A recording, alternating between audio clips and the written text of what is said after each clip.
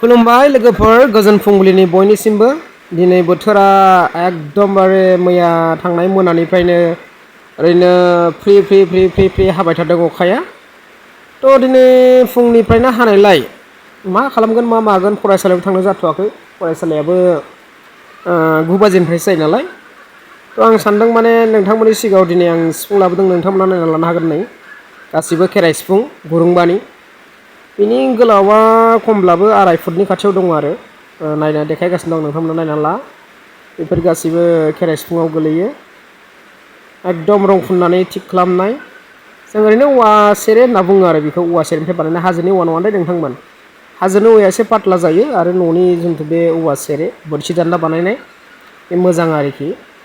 एसे रोजा जायो आरोखि हाजोनि औवाया मोजांसिन गाबो थ' नोंथांमोना नायलांबाय था नै आं बे गंसेखौनो थिखोबाय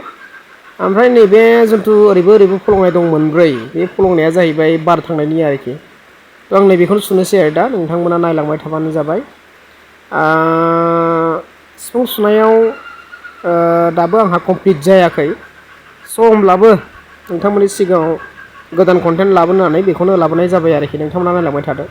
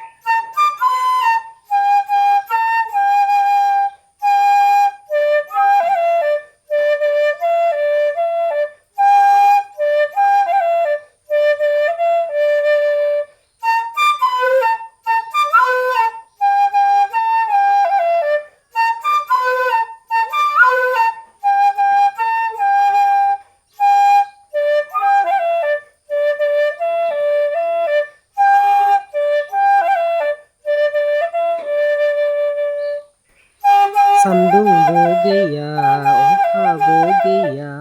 मा एसे मोजां देग्लायनि बैसागुआ सान्दुंबो गैया अखाबो गैया मा एसे मोजां देग्लायनि बैसागुआ मा एसे आदा सुमोन बोला जोंनाव हाबलां जोंनाव हाबला आदा सुमोन बोला जोंनाव हाबलां आदा जोंनाव हाबला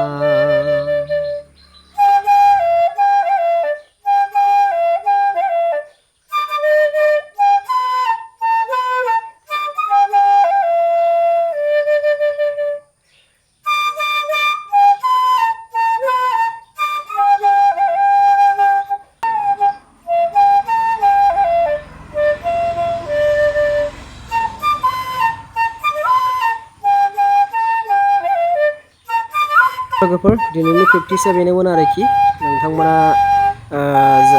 मिथिखाबाय जानांगौ आंनि सिफुं सुनायाव मेल'डियान्सआ खम जानानै दङ लोगोसे दासिमबो हाजोबाखै स' दिनैनि भिडिअखौ एसेबां दोनथ'नाय जाबाय गोजोन्थों